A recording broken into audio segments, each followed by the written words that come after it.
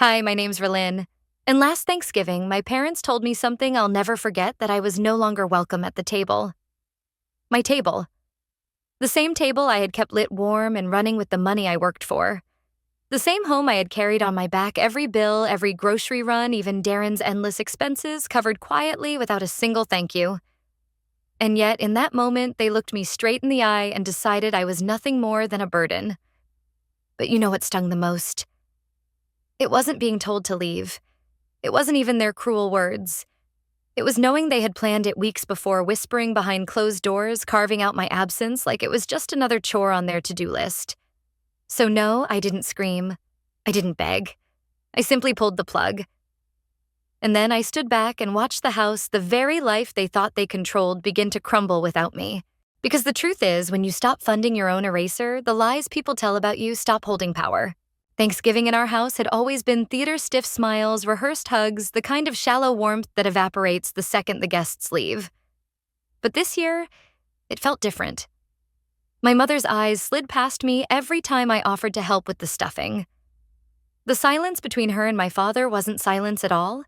It was sharp, deliberate, louder than the faint jazz crackling from the speaker in the corner. The house smelled like burnt onions and overcooked turkey, the oven set too high, just like always. Mom didn't bother adjusting it.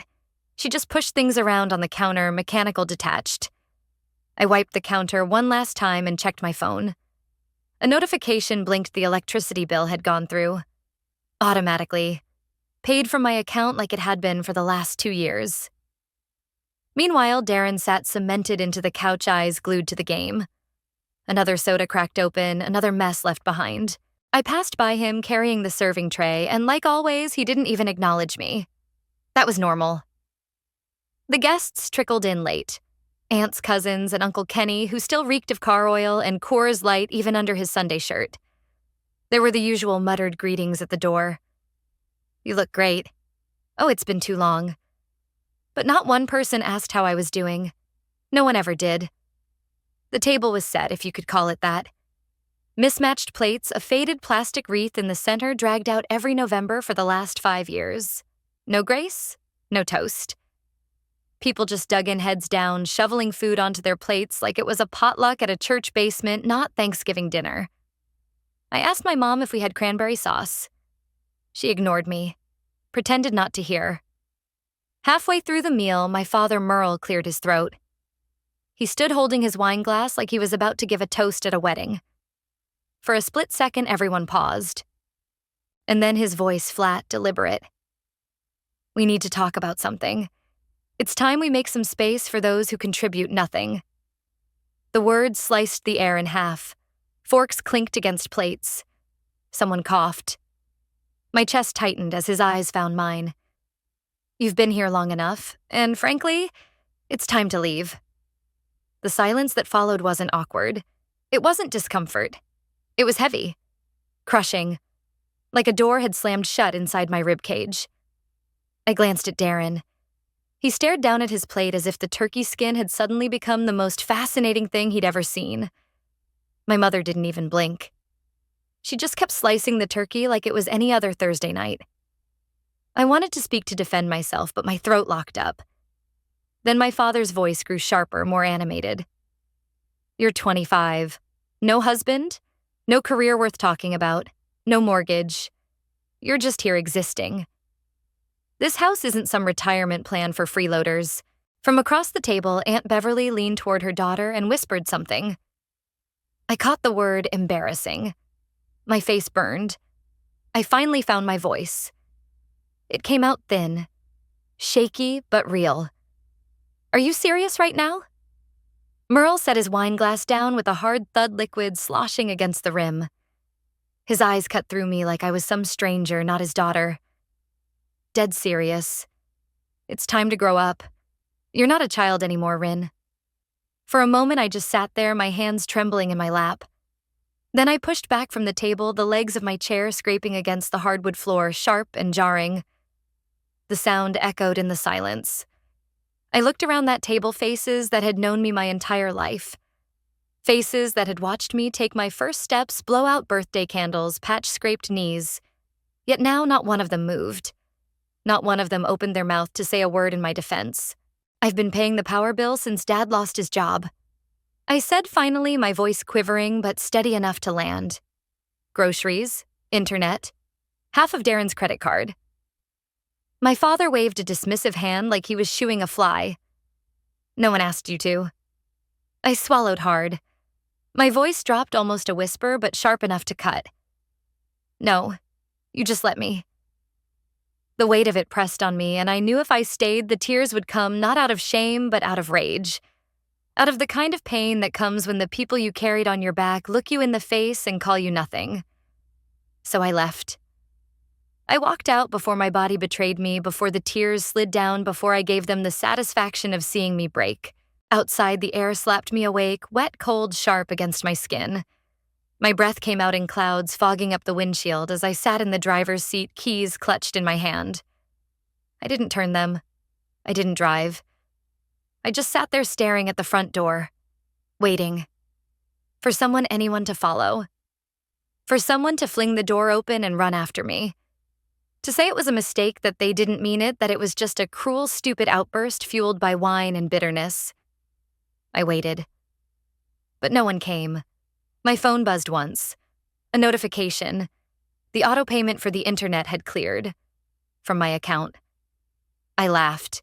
Not the kind of laugh that feels good, but the hollow, bitter kind that rips out of you when the irony cuts too deep. I had just paid for the very Wi-Fi they were inside using scrolling posting, pretending like nothing had just happened. They never saw me. Not as a daughter. Not as family. Only as a utility. A walking service provider. Useful until no longer convenient. The dashboard clock glowed 7:04. Not late enough for it to feel like history, not early enough to undo any of it. Just the exact cruel middle ground of too late. They don't need me anymore, I whispered into the cold. Fine. Let's see how long they last without me. Still, I didn't drive off. I sat there in the silence, the engine cold, the only warmth coming from my coat, and the fog of my own breath. Outside, mist curled through the yard, slow and aimless, as if even the night itself couldn't decide where to go. Inside, I imagined the scene continuing without me. Darren probably on his second helping of pie, never looking up. My mother wiping down counters, her hands moving with practiced ease, erasing the evening the same way she erased me. That was their specialty editing reality until it fit their comfort. I pulled out my phone and opened my banking app. My chest didn't race. My hands didn't shake. There was no panic, only clarity. Electricity. Internet. Grocery deliveries. Every single lifeline of that house was tied to me. Not Mom. Not Dad. Not Darren. Me. I stared at it not in shock, but in confirmation of what I had always known deep down. I was never a guest in that house. I was the infrastructure. And in that moment, pieces clicked into place inside me, not with chaos, but with quiet certainty. This wasn't the beginning of a breakdown. This was the beginning of freedom. It reminded me of last March when the internet went out right before one of Dad's football games. The panic in his voice, then frantic, angry, desperate. He'd yelled like the world had ended. I had been the one who fixed it. I had always been the one who fixed it. But not anymore. He had shouted from the living room that night, his voice booming through the walls like the house itself had betrayed him. It was never the bill. Never the broken service. It was always me who was the problem, me who hadn't handled it fast enough. I was at work when the internet cut out, sitting in the break room eating a sandwich. My phone buzzed with a string of texts. Fix it. What's going on? Then finally, in all caps, I can't watch the game. I pulled up the account during my lunch break, paid the overdue balance right there between bites of cold bread, just to keep him from throwing another tantrum. By the time I got home, he barely looked at me. He just muttered, "About time you handled something," and turned the TV volume up, drowning me out. Like always. Then came July. A freak cold snap had rolled in the kind that makes the air bite at your lungs. Darren's heater broke, and he stood in the hallway in his socks. Arms crossed, scowling at me like I owed him warmth. No, please. No asking. Just expectation. I ordered a space heater with overnight delivery. The next morning, he grabbed the box from the porch, hauled it upstairs, and shut his door. No thank you. Not even eye contact. It was as if the word gratitude had been erased from their vocabulary. Now, sitting in the dark quiet of my car, I scrolled through the Notes app on my phone. A habit of mine, an informal expense log. Grocery runs, utility bills, Darren's credit card minimums. That $230 charge from when Mom's phone had died and I'd bought her a refurbished one so she wouldn't lose her contacts. Line after line, little sacrifices that bled together. The total hit me like a blunt object. Over $9,000. $9,000. And not once had a single person acknowledged it. No repayment. No conversation about splitting costs. Just an unspoken assumption that I was the invisible safety net, the backup generator, the silent sponsor of their comfort. As though the house had sprouted an extra daughter. Not one made of flesh and blood, but of cash and credit. I leaned back in my seat, the ceiling of the car pressing into my vision as my eyes burned. That dining room scene kept replaying on a loop. The way Merle had sneered that I had no job worth talking about, as if stability didn't count unless it lined his pockets. The way LMA kept carving that turkey, her knife sawing through the meat with surgical precision, eyes fixed downward as though her daughter's dignity was less important than perfectly sliced white meat. And Darren pretending his plate was fascinating, pretending he couldn't hear. I'd been invisible my whole life in that house, but Thanksgiving was the first time they said it out loud. And yet, outside of the heat of the moment, I could see it more clearly. This wasn't random. This wasn't sudden. The signs had been there, little breadcrumbs I'd ignored. Mom had stopped asking how work was going, as if my career only mattered when it meant a paycheck for them. Darren had started taking my things, chargers, groceries, shampoo, without asking, like my possessions were community property. Dad barely looked up from the TV when I entered a room unless something had broken and needed fixing. They weren't just tired of me. They had been preparing to erase me. That dinner wasn't spontaneous. It wasn't a slip of the tongue or a heat-of-the-moment cruelty. It was coordinated. Practiced. A plan wrapped up in tradition so no one could call it what it was. They picked Thanksgiving for a reason. They wanted an audience. They wanted the protection of phrases like tough love and time to grow up. It was theater. Classic American family theater. Cruelty camouflaged as wisdom. A performance staged to look like concern, but scripted to cut me out. They wanted plausible deniability. I exhaled through my nose and looked at the house one last time. Every window glowed with light. Every room buzzing, humming alive with the energy of a home I had bankrolled. And I could see it for what it was. Every bulb, every socket, every warm radiator, every scrolling phone, my name was written on it. My money, my effort, my existence keeping it alive. And in that moment, I felt nothing break inside me. No panic, no devastation. That version of me, the one who begged to be understood, who watered herself down just to be tolerated, that version had quietly died sometime between the mashed potatoes and the cranberry sauce. And what was left wasn't weakness. It was clarity. I reached into the glove compartment and pulled out a small notepad creased at the corners, paper yellowed from years of being there just in case. My pen hovered for a moment before the words began to pour. Electric bill. Auto payment. Cancel. Wi-Fi router. Logged in last week. Change password. Amazon Prime. Still under my email. Remove card. Grocery delivery. Instacart. Shared with mom. Disconnect. One line became two became 5. Soon the page was filling with the skeleton of their comfort, all the invisible threads that had been tethered to me. The more I wrote, the more I realized how deeply I had been sewn into the fabric of that house, not just financially, not just logistically, but emotionally. It wasn't that they had asked me to leave. It wasn't even rejection. It was amputation. They had cut me off with the confidence of people who believed the limb they were discarding was useless. But the truth was, I was the pulse. My heartbeat had been the rhythm keeping that house alive. I sat there in the stillness of the car, gripping the pen until the ink smudged against my fingers. The thought sank into my bones like cold water. I didn't get kicked out. I got freed. And they didn't even realize it. What they had called tough love was really a blindfold. They had no idea that the storm they thought they were weathering, the one they told themselves they'd survived, was me. And now that I was gone, they were going to feel every sharp gust, every crack of thunder they'd ignored, every inch of the cold they had hidden from. By the time I pulled up to Noun's place the next morning, the sun was already creeping up the porch railing, painting her garden gnomes with soft golden light.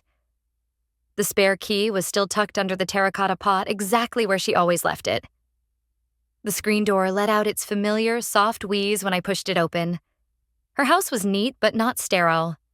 Orderly in a way that felt lived in, books lined up, but never dust-covered mugs stacked imperfectly in cabinets, plants bending toward the light. It smelled faintly of cinnamon and laundry soap. I hadn't really slept. I'd spent the night at a roadside motel on the edge of town, a place with thin walls and buzzing neon lights. I needed somewhere anonymous where no one would know me, where the silence couldn't accuse me of anything. Nayan had texted before dawn on her way to her early shift. Spare room's yours. Coffee's in the second drawer. That was her way: comfort without intrusion, care without pity. I made myself a cup too thin, too bitter, but warm enough to soften the edges of the night. The tiny guest room was painted a pale green walls, smooth but faded. It smelled like dryer sheets and safety. My suitcase leaned against the wall, half unpacked clothes spilling out like it too wasn't sure if it should stay or go. I sat on the edge of the bed and opened my laptop. Another round of cancellations waited for me like an overdue to-do list. Spotify. Gone. Hulu. Gone. Instacart. Gone. The landline that only telemarketers ever called. Gone. Every service, every monthly withdrawal, every silent tether, I cut them one by one. Each click wasn't dramatic. There was no drum roll, no lightning strike, no cinematic swell of music. Freedom didn't feel like fireworks. It felt like maintenance. Quiet, tedious, necessary, and real. Out of habit, almost without thinking, I clicked open Facebook. I hadn't used it in months, but some instinct told me to check. And there it was. A new post from my mother. The photo was familiar: Thanksgiving last year. I remembered rushing home from work, peeling off my uniform, cooking half the meal while the timer ticked down. I remembered setting the tripod, hitting the button, sliding into place so we could take a perfect family photo before dessert. But in the repost, I was gone. Literally cropped out. It wasn't an accident. The angle was too sharp, the cut too clean. And underneath the caption, family through thick and thin. Just us. That just us hit harder than any word my father had spat across the dining table. I closed the tab, but the image clung to me. Sticky, unshakable like gum ground into the sole of a shoe. I remembered everything about that night, the way Dad had insisted on changing into a nicer shirt, just in case they decided to send it out with the Christmas letter. The way Mom had adjusted her scarf 3 times until it sat just right on her shoulders. Darren's forced grin already half fading before the shutter clicked. And me, the one who set it all up. The one who made sure the picture even existed. Now erased like I'd never been there. And maybe in their version of the story, I never was. I remembered the way I had sprinted to the kitchen drawer that night, grabbing the camera battery just seconds before the timer went off. No one else had thought to check. No one else had cared if the camera even worked. But I did, because I wanted the photo to be perfect, because I believed in capturing memories that mattered. And yet now, I wasn't even in the frame. It wasn't grief that settled over me when I realized that. Not exactly. Grief is heavy, wet, full of ache. What I felt was cleaner, sharper. It was sterilization. Like they'd gone in with tweezers and carefully plucked me out of their story, then wiped the edges clean as if I'd never existed at all. Later that afternoon, after Nayan got back from work, I asked if I could pull a few things from the boxes I had stored at her place last year. Just files, receipts, the boring but necessary stuff I never had the heart to throw away. She nodded, pointed toward the linen closet. Everything's just where you left it. I knelt on the floor, tugging out a box marked important docs. Dust clung to the edges, but inside everything was neatly stacked the way I'd packed it. And then I saw it. The old budget spreadsheet I had built for my mother when she couldn't keep track of the monthly expenses. Each line carefully color-coded. Each number checked and rechecked. I had made it so she wouldn't have to carry the stress. So she could just breathe. But tucked beside it was a crumpled sticky note, ink faded but legible. Her handwriting sharp and slanted. Remove R's name from utility. Darren to take router. I sat there on the floor holding that note between my fingers like it might ignite on contact. I didn't know what stung more, that they had planned my removal weeks ago, or that they hadn't even bothered to hide the evidence. Darren. The son who hadn't paid a dime toward anything in 5 years. The one who used my Amazon account to order gaming headset snacks and even replacement controllers when he broke the old ones. The one who acted like I was just crashing at their house temporarily, as if my entire adulthood had been an inconvenience to him. And now suddenly he was being handed everything I had been keeping alive. The router, the utilities, the structure of the home itself. It wasn't just rejection, it was replacement. Like I was an employee in some faceless company quietly phased out during a department restructure. My responsibilities reassigned. My value erased with the stroke of a pen. There was no meltdown, no explosion. Just the dull, surreal clarity of realizing that the meeting about my exit had already happened and I hadn't even been invited. The rest of the evening, I moved in slow motion like someone recovering from surgery whose body hasn't yet caught up with the pain. Every motion felt delayed, dreamlike. I called HR at my office, confirmed I could work remotely for the rest of the week. The rep on the other end didn't ask why. I didn't volunteer an explanation. It was easier that way. Then, with methodical precision, I sat down at Nain's kitchen table and opened my laptop. I created a new folder on my desktop. I titled it, Family Transition Do Not Delete. Inside it, I began filing everything. Screenshots of every payment I had made. Utility statements with my name stamped at the top. The cropped Facebook post that erased me from my own family's Thanksgiving. And finally, a photo of that sticky note with Darren's name scrawled in bold, taking my place. It wasn't revenge I was planning. Not yet. It was documentation, organization, proof. Because whatever came next, I refused to be caught flat-footed again. No more benefit of the doubt. No more telling myself things just got messy. They had made a plan. And now so had I. I didn't call them. I didn't write one of those long, cathartic texts people send when they still secretly hope someone will read it and finally understand. I didn't even feel the urge. That need, the desperate gnawing hunger to be seen, heard, understood, had been surgically removed the night my father raised his glass in front of a table full of relatives and declared me unwanted. That was the night the old version of me died. And the one sitting here sorting receipts and gathering evidence in the quiet of Nayan's house, this one wasn't here to beg. This one was here to prepare. They hadn't just let me go. They hadn't simply opened the door and told me to leave. They erased me. Cleanly. Deliberately. As though my existence had been a smudge on their story, and now finally they had scrubbed it away until nothing remained. But what they didn't know is that I keep records. I archive. I back up what matters. I don't delete easily, not from computers, not from memory, not from life. So when I finished saving the folder, I didn't sit there staring at the screen, wallowing in the sting of it all. No. The minute I closed my laptop, I reached for my phone. My hands moved without hesitation, like I had rehearsed this moment in secret. If they had already decided I was out, then fine. I would make it official.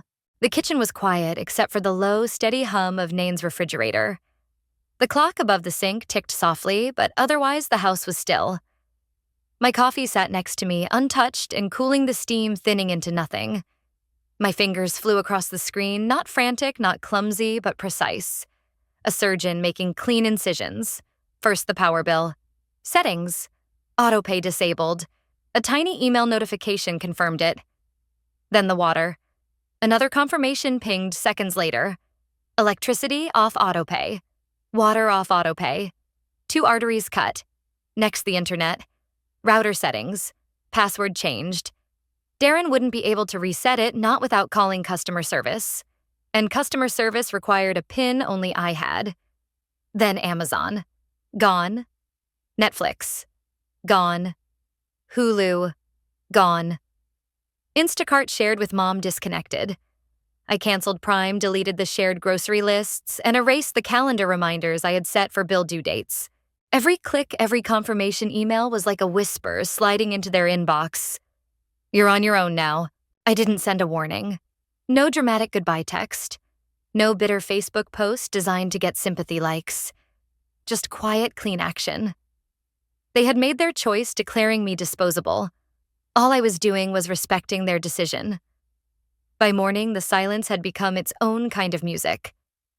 I was folding laundry halfway through sorting socks from shirts when my phone buzzed. 7 missed calls from Mom's cell. No voicemails at first, just the relentless ringing. Then finally, one message came through. Her voice sharp but shaky, Rillin. The internet's not working. Your father's yelling. I don't know what's going on. Did something happen with the bill? I didn't respond. Not 5 minutes later, Darren texted me directly. For once, it wasn't a meme. Wasn't some snarky jab at my expense. Just 4 words. Did you turn everything off? I stared at the screen, then typed slowly, deliberately, each word a nail sealing a coffin. You said I was a burden. So I removed the burden. Read. No reply. The rest of the day was silent. Blissfully, beautifully silent. No panicked requests for grocery deliveries. No sudden pleas for just a little extra money. No guilt tripping. Just nothing. For the first time in months, I folded laundry in peace. I watched half of an old documentary I'd abandoned long ago. I sat down without feeling like I owed anyone an explanation. Freedom didn't roar. It exhaled. That night, a thunderstorm rolled in. Rain tapped against Nain's windows, a steady rhythm as though the sky itself was giving me permission to rest. I curled up under a blanket phone, charging beside me, eyes heavy. Sleep was just about to take me when the buzzing started again. Another voicemail from Mom. Her voice cracked this time, sharper, more desperate. I hope you're happy. We're freezing in here. Nothing's working. You could have said something instead of pulling a stunt like this. This is still your home, Rin. Still my home. I sat in the dark, staring at the wall, listening again, not to the words, but the tone. Desperation, frustration, panic, but not a single ounce of apology. Not one syllable of acknowledgement for what they had done. Just anger at losing control. That was the part that burned. Not the insult. Not the blame. But how casually she reclaimed the word home as if I hadn't been erased from it days ago. As if cutting me out was nothing but losing Wi-Fi was everything. I blocked her number. If they couldn't hear me when I was helping, they wouldn't get to scream at me now that I had stopped. I sat at the edge of the bed, pulled out the journal I hadn't touched in nearly a year. The pages smelled faintly of dust, the spine stiff from disuse. On a clean page, I pressed the pen down hard enough to leave grooves in the paper, and I wrote one sentence. I'm not a wallet. I'm a person. And for the first time in a long time, I believed it. No follow-up, no elaboration, just that. And it was enough. For the first time in what felt like forever, I didn't feel tethered to anyone's demands. My phone could buzz. The world could keep spinning, and I didn't have to pick up. I didn't have to answer. I didn't have to explain. There were no invisible checklists unraveling in my head. No constant hum of what needs fixing. Now what do they need next? What crisis is waiting for me if I don't intervene? The quiet wasn't empty. It was earned. I turned off the lamp, let the room fall into soft shadows, and laid back against the pillow. My eyes traced the dim outlines on the ceiling while the storm outside pressed against the windows, rattling the gutters. Each gust of wind sounded like a reminder their house might be dark now. But the truth was they had turned out my light years ago. 2 days slipped by. No calls answered, no texts, sent, no bills forwarded. Not 1 ounce of contact. And for once, my chest didn't feel tight with guilt. I wasn't walking on invisible eggshells, bracing for someone to accuse me of being selfish or ungrateful. At Nain's, the air felt lighter. She'd told me I could stay as long as I needed, and I believed her. During the day, I kept myself occupied remote work, quick errands, the rhythm of small, ordinary tasks that used to feel impossible under the weight of obligation. But that night, something shifted. I was at her dining table, reviewing monthly reports on my laptop. The glow of the screen was the only light, my coffee mug long emptied and cooling beside me. Then my phone buzzed. The alert banner was short, simple, but my entire body went still. Suspicious login attempt detected on your checking account. Another buzz. Password reset request denied. Device flagged as unrecognized. I didn't even need to open the details. I knew. My gut told me before my brain could catch up. The IP address confirmed it anyway. Their house. Of course. They couldn't keep the lights on, couldn't maintain the Wi-Fi, couldn't function without my invisible labor, so now they were reaching for the only lifeline left: my money, my future. And yet, I didn't panic. That part of me had been burned out, cauterized clean the night they served me exile alongside dinner rolls and ham slices. Instead, I moved like someone who had already prepared for this. Calm, steady, mechanical. I opened the Chase app, dialed the fraud hotline, spoke to the rep with a voice so even it startled me. Yes, I'll need a full credential reset.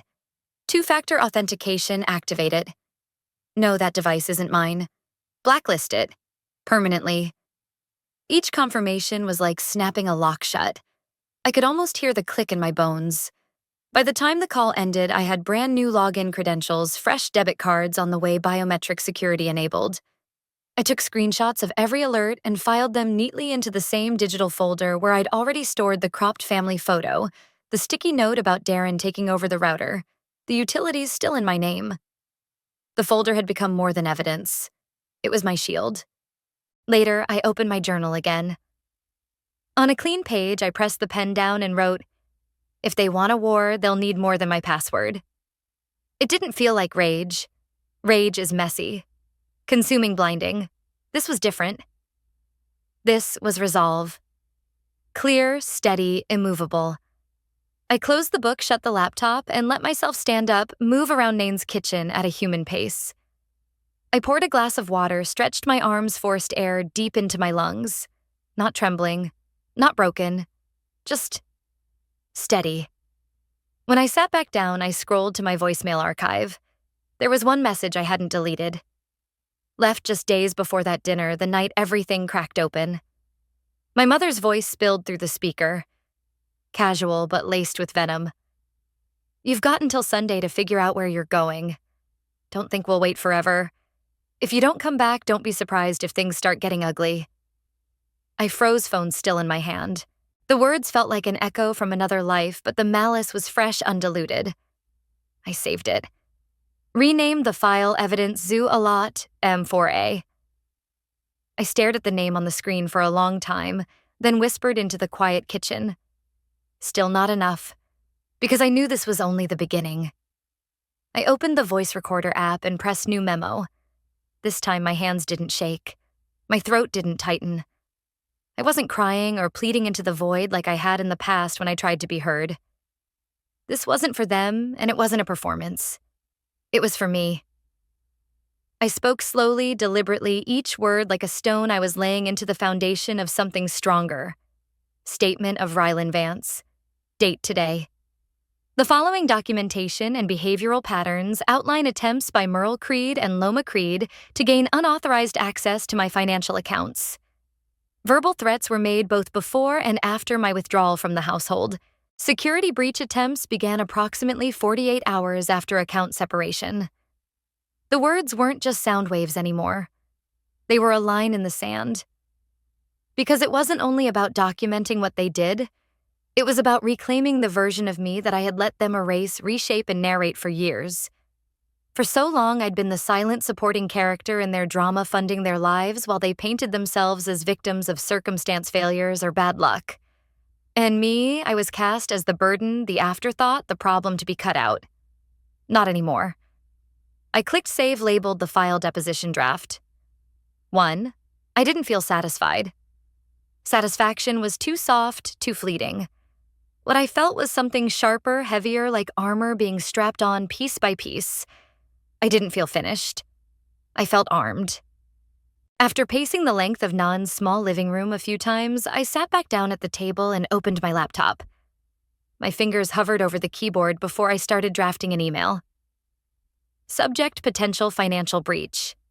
Family members: the recipient Linda, a lawyer I knew through a coworker. She handled family mediation and, more importantly, digital harassment cases. The body of the email was short, professional, deliberate Linda. I'm not filing anything yet. but I want this documented. Attached are screenshots of account access attempts, a voicemail recording, and a brief summary of events. If things escalate, I may need a formal cease and desist. Please advise what steps I should be prepared for. I attached the screenshots, the voicemail, a summary that wasn't emotional, wasn't messy, just factual, a record. And then I stopped. I didn't send it. Instead, I saved it in drafts, because this wasn't a fire to put out. Not yet. This was a fuse, and I needed to see how far they were willing to push before I struck the match. Part of me, the last fragile sliver, wanted to give them that silent chance to back off. Not because they deserved grace. They hadn't earned it. But because I needed to know beyond all doubt that I had tried. That I had given them room to make the right choice on their own. But if they crossed the line again, they wouldn't just be fighting me. They'd be walking into a paper trail I'd been unintentionally building for years. Screenshots, receipts, payments, voicemails, notes, scribbled on Post-its. All the proof I had let collect dust was finally being assembled into something coherent. I used to let things slide. Now I let them stack. The draft sat in my outbox for 2 days untouched. I reread it twice, not because I doubted myself, but because I wanted to be certain that silence wasn't my weakness anymore. It was my final test for them. A last mercy. A last chance. Maybe the faintest ember of me still hoped someone in that house would choose decency. But they didn't. Early Thursday morning, I drove out before sunrise, making a quick stop at my storage unit before heading to the grocery store. The rain had finally broken after 3 straight days, leaving the air damp and metallic like wet leaves and rusted steel. I punched in the gate code, the kind of muscle memory you don't forget, and rolled up the rattling door to Unit 45. My breath puffed white in the cold as I stepped inside. I wasn't there for much, just my winter coat and a pair of boots I hadn't needed until now. They were packed away in a box labeled Seasonal's Bedroom, shoved behind 2 bins of holiday decorations and a vacuum cleaner I no longer used. But even in that moment, surrounded by cardboard and dust, I felt the weight of what I was doing. I wasn't just pulling out clothes. I was pulling pieces of myself back from the corners where I'd left them hidden, neglected, or overshadowed by the endless demands of a house that never wanted me whole. This time I wasn't just packing for the weather. I was preparing for the storm. I lifted the lid of the box, the cardboard groaning faintly, as if it too carried the weight of what was inside. My eyes moved past folded sweaters, scarves, tucked neatly into the corners until they landed on something that shouldn't have been there in absence. A space that was too empty, too deliberate. My tote bag. Not just any tote, but the taupe leather bag I had splurged on last Christmas as a gift to myself. I remembered the moment vividly, standing at the store counter, my fingers lingering on the soft grain of the leather, debating if I was worth the expense. I'd told myself no 3 times before, finally whispering yes. It wasn't cheap, but it was mine. I even wrapped it up myself, slid it under the Christmas tree, and wrote my own name on the tag.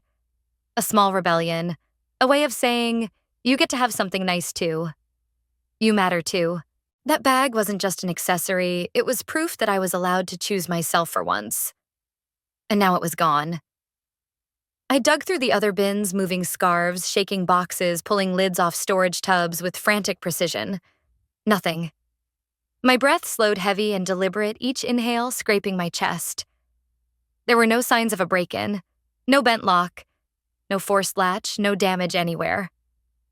The unit was sealed exactly the way I had left it. But still something had been taken. And not just anything, something personal. Something symbolic. Back in Nane's car, the cold vinyl seat pressing into my back, I opened Facebook Marketplace almost by instinct. My fingers hovered for a moment before typing, taupe leather tote. I added my city. Refreshed the page. There it was. Same brand, same faint scuff on the bottom left corner where I'd brushed it against the office desk. Listed as lightly used, barely worn. The seller's location, my mother's town. The name on the profile was fake Carol M., but the language in the post was hers. Stylish yet practical. Can fit everything you need without the bulk. I froze. I'd heard her say that exact line at Thanksgiving dinner, bragging about some sale she'd found at Macy's. I stared at the screen until my eyes burned. I cut off the electricity, and now they're selling pieces of me. That afternoon, I created a burner account with a name that meant nothing. My fingers flew across the keyboard as I messaged the seller arranging a meetup in the parking lot of a hardware store 10 minutes from their house. I'll be in the area. Cash ready. When the day came, I didn't approach her. Instead, I parked 2 rows away in Nyan's SUV with the tinted windows rolled just high enough. My phone was ready. Camera app open. Pulse steady. At 3:07 p.m., she arrived. Loma, my sister, my tote bag dangling from her arm like it was just another object, nothing more than merchandise. She glanced around nervously, shifting her weight, checking her phone, waiting for a buyer that would never come. For 5 minutes, she lingered near her trunk. Then, with visible irritation, she tossed the bag into the back seat and drove off. I didn't move. I just pressed the shutter. Once, twice, again and again. 5 clear photos, her face, the bag, the timestamp, the GPS tag. Evidence layered neatly into pixels. Back home, I dropped the images into my growing folder of documentation. In my notes app, I typed a single line beneath the entry. This isn't desperation. It's entitlement. Later that evening, as I was finishing dinner, my phone buzzed with another notification. This time, it wasn't from Marketplace. It was from my retirement account. Beneficiary information has been updated. My fork froze halfway to my mouth. I hadn't touched that account in months. Hands shaking just enough to betray my calm, I opened the dashboard. A name I didn't recognize appeared on the beneficiary list, but the trail wasn't hard to follow. Someone had tried to step into my future, carve their name into money I hadn't even touched yet. I dialed the financial institution immediately. The woman on the phone was patient professional, but as she scrolled through the access logs, her tone shifted. "It looks like someone called yesterday pretending to be you," she explained. "They failed the voice verification, but they did have some of your older information, an old phone number from 2018, your mother's maiden name. It triggered a security flag and we froze all outbound requests." I closed my eyes, pressing 2 fingers into my temple. "Can you lock it permanently?" "Yes," she said firmly. "We'll require in-person ID verification for any future changes." "Good," I answered quietly. "Make it airtight." There was a pause on her end, then a soft exhale. "You're not the first client I've spoken to dealing with something like this, but I'm sorry you're going through it." When the call ended, I didn't feel shaken. I felt sharpened. Like steel pulled from the fire, cooled and ready. If they think they can reach into my future, I whispered to myself that night, my voice low, steady, almost like a vow, then I'll make sure they don't even have a place in my present. The decision came with a strange kind of clarity. The next morning, with coffee cooling beside me, I called Linda. My voice didn't waver. "I need a certified letter today." She didn't hesitate. Together, we drafted it short, direct, stripped of every ounce of emotion, just fact, proof, and consequence. The words felt heavier than anything I'd spoken aloud in years. I have documented proof of unauthorized access attempts on multiple financial platforms. Personal property has been removed and listed for sale without permission. Any further attempts will result in a formal police report and civil litigation. No begging, no defending, no explanations, just documentation with teeth. I didn't send it out of anger. I sent it because it was necessary. Because people like them only understand silence when it arrives in the form of certified mail signed for undeniable. That afternoon, I watched the envelope slide into the outbox slot at the post office. A quiet thud, a sound so small yet final. In 2 days, it would be in their hands. For once, they couldn't claim they hadn't been warned. This wasn't a whispered plea or a midnight argument they could twist and retell. This was paper. This was law. You don't get to steal from someone and still call it family. By the 3rd morning after the letter had been sent, I almost let myself believe they might finally back off. I waited for the silence to stretch long enough to mean something. A silence that might have felt like peace. But peace in my family never lasted. That evening, I was in Nain's kitchen, halfway through chopping onions for stir-fry when the sound hit. 3 rapid bangs against the front door. Heavy, angry, each one like a shockwave through the walls. The knife hovered midair in my hand. Nain, flipping through a stack of mail by the hallway, froze. Her eyes darted to me. Her lips barely moved as she whispered, "It's him. The man from before. Same coat. Same posture." She didn't need to say his name. My body already knew. I set the knife down, gently stepped quietly toward the door, and leaned into the peephole. Merle. My father. His face was crimson jaw, tight fists hammering the door again as he bellowed, "Open up.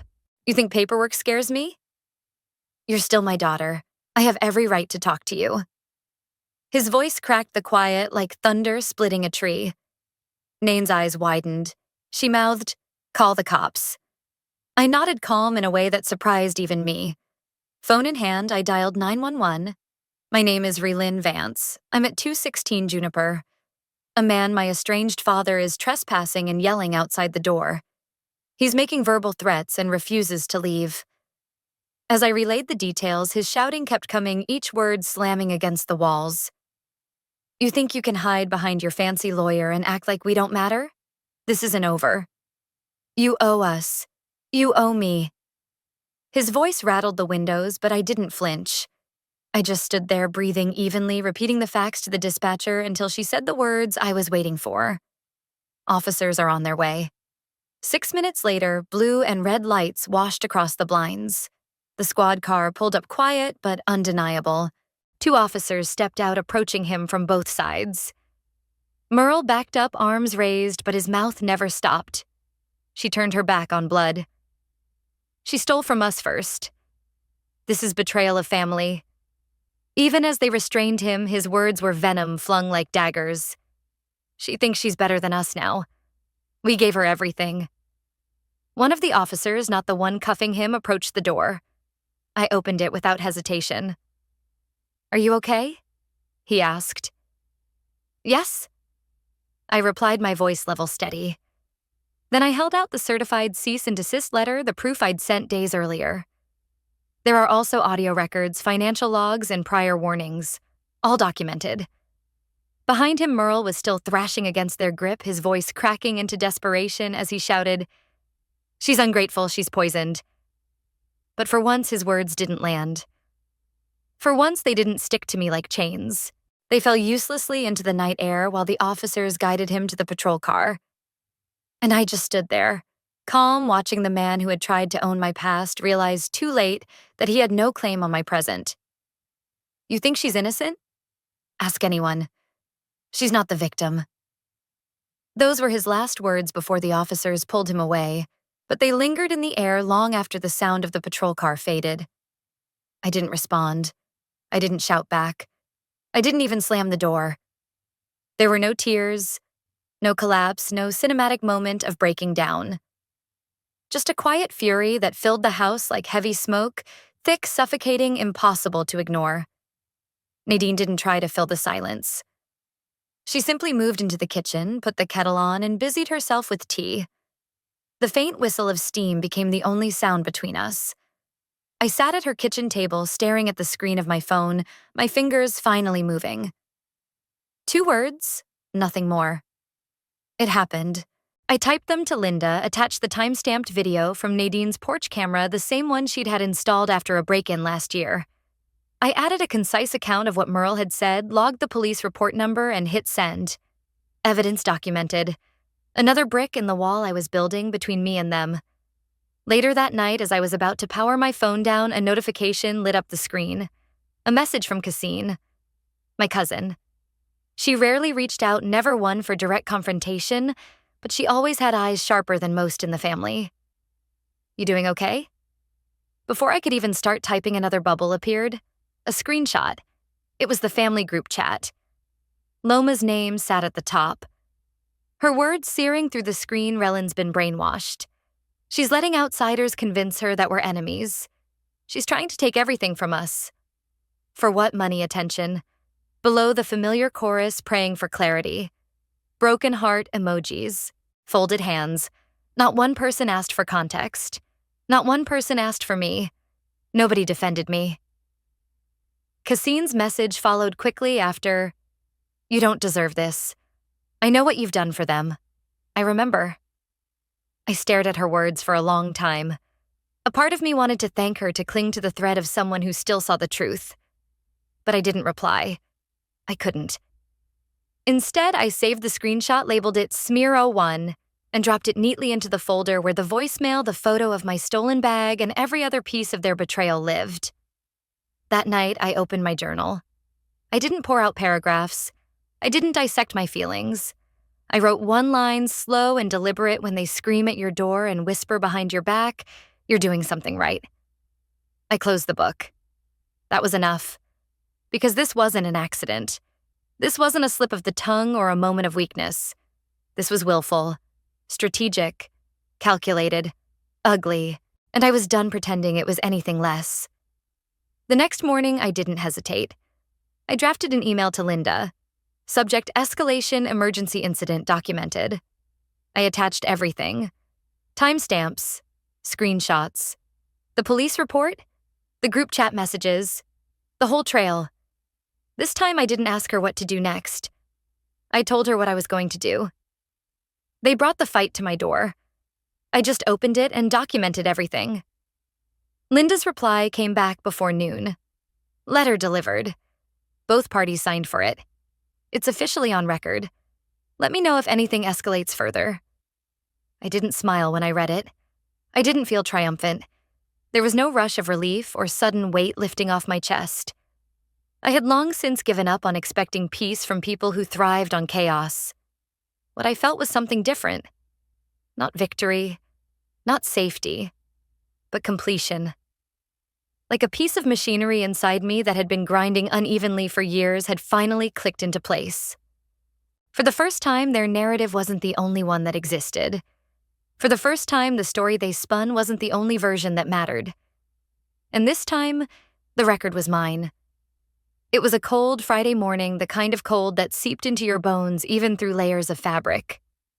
My breath fogged the window of Nain's guest room as I sealed the last box with a strip of tape that echoed too loudly in the quiet house. On the side in block letters, I wrote "Important Docs." Inside lay one copy of the cease and desist letter. Another was already tucked safely in my glove box. And one more, freshly printed that morning, slid neatly into a manila folder I labeled "Closure." I carried it under my arm as though it were a badge or maybe a shield. Something tangible that reminded me I wasn't just surviving anymore. I was taking control.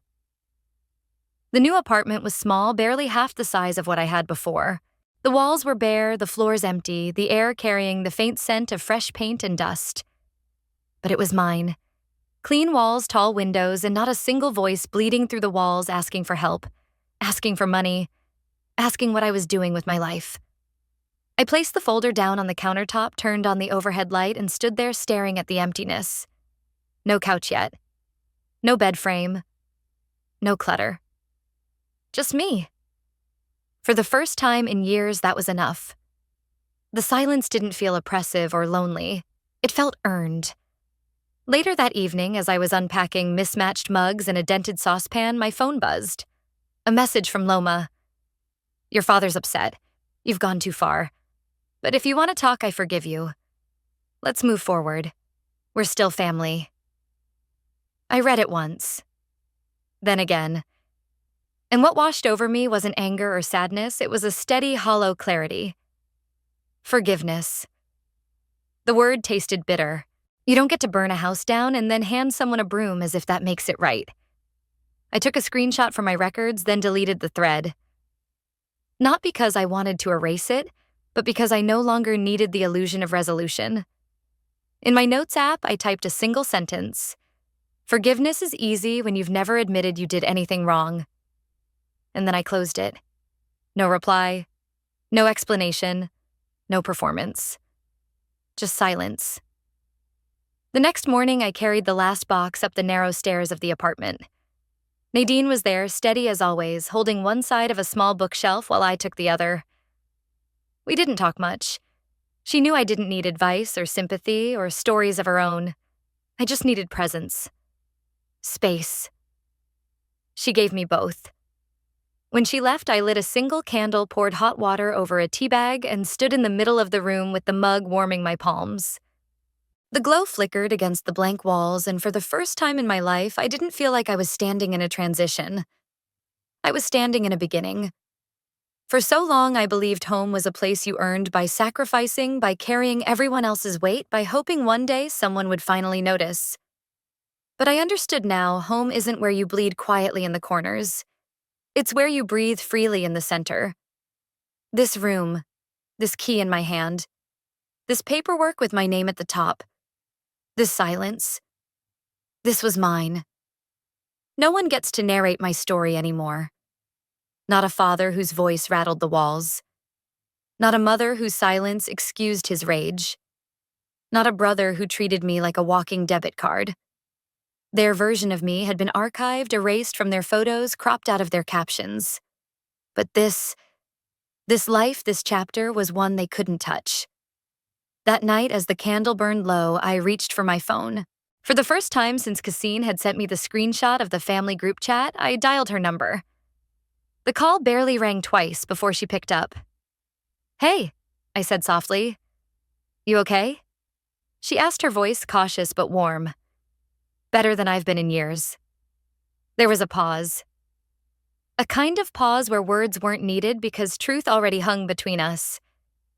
Then she asked gently, "Where are you now?" I looked around the room at the half-unpacked boxes, the bare walls, the candle flickering on the counter. And I smiled, small but certain. "Home," I whispered. "I'm home." Cardboard boxes stacked like uneven towers, a single chair borrowed from Nadine, an unplugged lamp leaning against the wall, and a candle burning low on the counter. That was my kingdom. That was my proof of survival. If anyone asks, I whispered to no one in particular, tell them I'm where I should have been a long time ago. There was no applause, no dramatic swell of background music, no cinematic moment to mark the shift. Just me curled on a secondhand mattress that sat flat on the floor of a half-furnished apartment, sipping lukewarm tea while leafing through the lease agreement under the flickering glow of that small candle. And it was enough. I didn't need a family reunion staged with false smiles and tighter hugs than truths. I didn't need a confession from the people who had broken me piece by piece and then pretended they hadn't. What I needed, what I had finally dared to give myself, was permission. Permission to stop shrinking. Stop apologizing. Stop bending myself into the warped outline of what someone else insisted love should look like. They ended it at the dinner table. I ended it with a signature. 2 months passed, and the walls of my new place began to lose their hollow echo. It wasn't because I hung paintings or bought fancy furniture. It was because the silence had softened, because I had filled it with breath, with footsteps, with the quiet pulse of my own life. A few shelves leaned against the wall. Now books stacked without any order.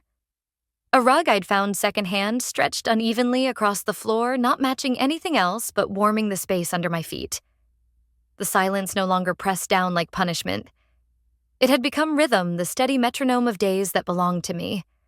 Winter settled into Springfield with its sharp mornings and soft evenings. I adjusted. I learned how to cook meals for one without over-preparing, as if someone else might walk in and claim their share. I learned how to sleep through the night without checking my phone waiting for the next crisis.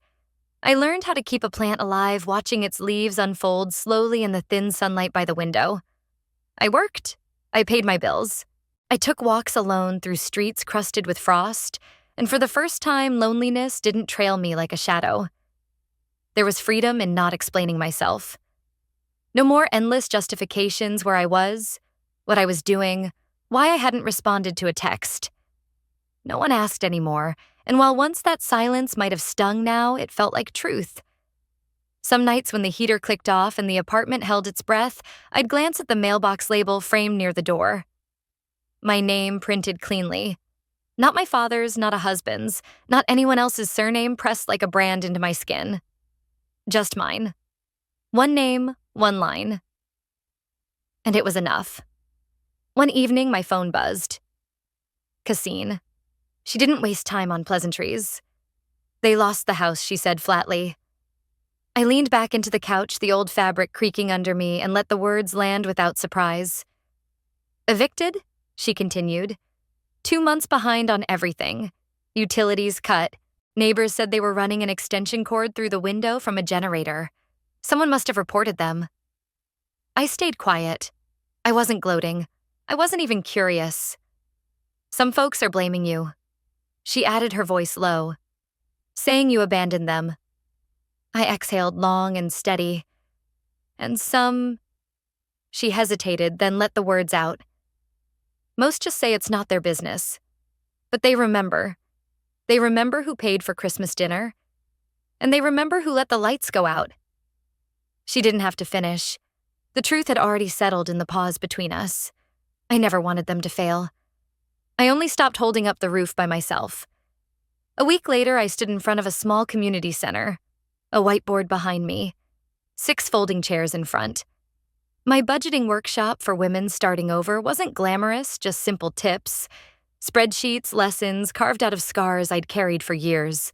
When the chairs emptied and the last pages rustled into purses, one young woman lingered by the door. She shifted nervously before asking, Can I ask you something?" I nodded, wiping the marker off the board. "Did your family help you when you had to start over?" I smiled. Not bitter, not hard, just real. "They helped," I said. "They taught me what not to accept. That's still a kind of help." She didn't answer at first, just studied me, her eyes searching for the edges of truth. Then slowly she smiled back. And in that moment, I knew I wasn't just surviving anymore. I was giving my survival shape. Turning it into something useful. Something worth passing on. That was all either of us needed, just that quiet understanding, unspoken, but steady. Back home, when the evening light had begun to dim, I walked over to my desk and slid open the top drawer. From the organizer, I pulled out a small envelope. The edges of the paper were softened, worn down from the countless times I had opened it, read the words inside, sealed it again, as if I wasn't quite ready to let them go. But this time, I didn't unfold it. I already knew what it said. Inside was the letter I had written to my parents months ago. Not a letter of accusation, not a plea for reconciliation, but simply truth. The first draft of my own voice, unshaken and unbent. "You didn't break me," it read. "But you did show me where to stop giving." That single line had carried me through sleepless nights when I wondered if leaving was weakness. It reminded me that boundaries weren't cruelty, that silence could be protection. Gently, I placed the envelope back in the drawer and slid it shut without a sound. Then I stepped outside onto the porch. The air smelled like wet pavement after a soft rain laced with cedar mulch from the neighbor's garden. Across the street, a woman unloading groceries looked up, caught my eye, and waved. I lifted my hand in return. She didn't know my story. She didn't know the storms I'd walked through. And that was the point. I didn't need anyone to measure how far I'd come. I just needed to keep moving forward. I realized then that I no longer needed a chapter titled closure. Closure had always implied finality, a door slamming shut. What I had wasn't that. What I had was space to breathe, to choose to say no without drowning in guilt. Space to stand without apologizing for the ground beneath me. And that space, that air, that freedom was worth more than any hollow apology or forced reconciliation ever could be. The scar will always remain. Scars don't vanish, they whisper reminders. But I've healed around it. I've grown new layers of skin, stronger, less fragile, capable of holding my own weight. Before I close this story with you, I want to share something I've come to understand, not just through pain, but through clarity. Sometimes walking away doesn't mean surrender. It doesn't mean you failed. Sometimes walking away is survival, the quiet act of saving yourself when no one else will. And survival for people like us often looks different than what we've been told to believe. It looks like choosing peace over apology, truth over tradition, and self-respect over forced loyalty. For years, I believed that if I gave more, stayed quieter, endured just one more insult, just one more dismissal, just one more cut, then maybe I'd finally earn a seat at the table. But family isn't supposed to be a test you pass. It isn't built on obligation or fear or debt. Family is built on care, on reciprocity, on the simple act of being held without conditions. And if they won't give you a place at their table, then hear me clearly, you have every right to build your own. I hope that in hearing my story, you're reminded of something important, that it's not only okay to set boundaries, it's necessary. That protecting your future, your peace, and your sense of self is not selfish. It's survival. You deserve to step into a life where you're no longer treated like an afterthought, where your worth isn't measured by how much pain you can endure to keep others comfortable. You are not here to shrink so others can feel bigger. You are not here to suffer in silence so others can keep pretending everything is fine. You are here to live fully, to breathe freely, to stand tall in a life that belongs to you. So let me ask you, have you ever had to choose distance over tradition? Have you ever been made to feel like a stranger in your own family? Like love was something you had to keep proving instead of something freely given? If you have, I want you to know you're not alone. Drop a 1 in the comments if this story touched you, or share where in the world you're watching from. And if it didn't connect with you, tell me why. Share your truth. This is a space where every story matters, where we're all still learning, still unlearning, still finding our way back to ourselves. I'm here to listen, and I believe someone else out there might need to hear what you have to say. And hey, if you want to hear more stories like this, raw and honest, filled with lessons carved out of pain, but also laced with resilience and hard-earned wisdom, make sure you subscribe to the channel. There is so much more ahead that we're going to unpack together, and I would be honored to have you with us for the journey. Until next time, take care of your heart. Guard it, nurture it, trust it. You only get one, and it's worth everything.